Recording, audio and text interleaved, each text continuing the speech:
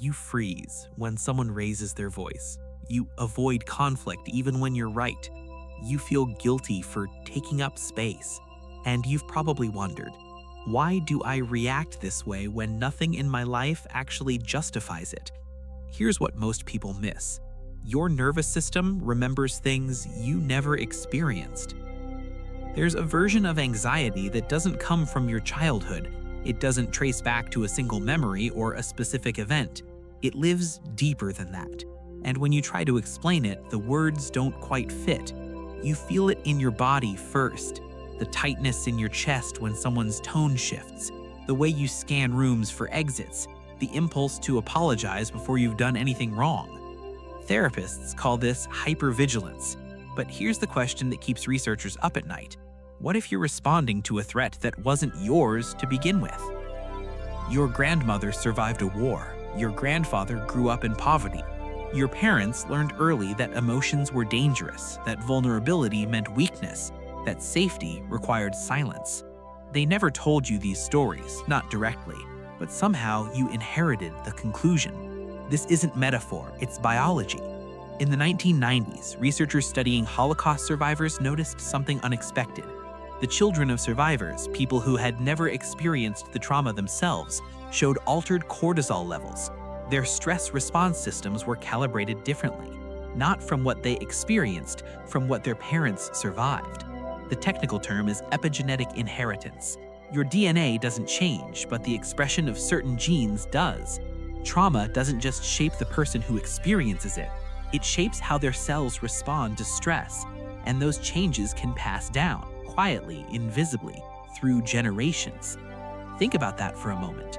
Your body might be responding to your grandmother's war, your grandfather's hunger, your parents' fear, even though you never lived through any of it. This shows up in daily behaviors you've probably never connected. You hoard food even though you've never gone hungry. You can't relax when things are going well because your nervous system learned that calm always precedes chaos. You push people away the moment they get close, not because you don't want connection, but because somewhere in your lineage, closeness meant danger. Your mother never taught you to be afraid of abandonment, but she taught you how to brace for it. The way she tensed when your father came home late, the way she double-checked locks, the way she never quite believed good things would last. Children don't learn fear through lectures. They learn it by watching the adults around them navigate the world. Your brain absorbed those patterns before you had language to question them. You're 7 years old. You bring home a B on a test, proud, excited. But when you show your parent, their face changes. Not angry, something else. A flash of panic you don't understand. They don't yell, they just say quietly, "You need to do better." You don't know that your parent grew up in a home where mistakes meant violence. You don't know their nervous system still codes imperfection as danger. You only know that your excitement just became shame. And 20 years later, you're still terrified of making mistakes. Here's what makes generational trauma so persistent. It disguises itself as personality. You don't think, "I'm responding to inherited trauma." You think, "I'm just an anxious person." You don't recognize hypervigilance as a survival pattern passed down. You call it being careful, being responsible, being realistic. The brain protects you by normalizing the pattern, and what gets normalized doesn't get questioned. This is why self-help advice often fails. Just relax, stop overthinking, be more confident. These suggestions assume your responses are choices, but you're not choosing to scan for danger. Your nervous system is doing what it was trained to do, by people who were trained by people who actually needed that skill to survive. The strangest part, the behaviors that helped your ancestors survive are now the ones keeping you stuck. Your grandfather's emotional shutdown protected him during violence. Your adaptation of that same shutdown now prevents intimacy. Your grandmother's hypervigilance kept her alive during instability. Your version of it creates anxiety in safe situations. What saved them is costing you. So why do we push people away right when we start to care? Because somewhere in your family history, caring came with loss, attachment came with separation, vulnerability was punished, and your nervous system, calibrated across generations, learned to associate closeness with pain. You're not sabotaging your relationships because you're broken. You're enacting a protective strategy your lineage developed.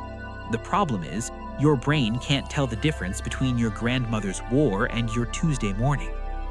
But here's where the story changes. Awareness breaks the cycle. When you start recognizing these patterns not as personal failures, but as inherited adaptations, something shifts. You stop pathologizing your reactions, you start contextualizing them. That shame that rises when someone compliments you, that's not proof you're unworthy. That's a nervous system that learned praise preceded punishment. That impulse to flee when someone gets too close, that's not fear of intimacy. That's a protective mechanism that once made sense. Naming the pattern doesn't make it disappear immediately, but it creates space between the trigger and the response, space to ask, is this danger real, or am I responding to a danger my body remembers but I never lived? This shows up in the smallest moments. You're in a conversation, someone disagrees with you, your chest tightens, fight or flight activates, but instead of reacting automatically, defending, withdrawing, appeasing, you pause. You think, my body is responding as if this disagreement is dangerous, but I'm safe. This person is not my father. This moment is not my mother's childhood. That pause is where change lives. You don't have to fix the pattern immediately. You just have to stop identifying with it. Stop believing the anxiety is you and start recognizing it as an echo, something carried forward, something that made sense once, something you can now choose to respond to differently.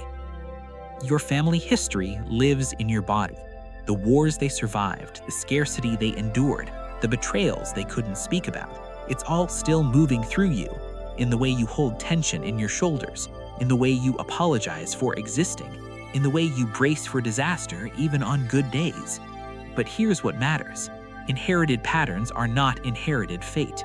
You can honor what your ancestors survived without letting their survival strategies run your life. You can carry their resilience without carrying their fear. You can be the generation that finally exhales.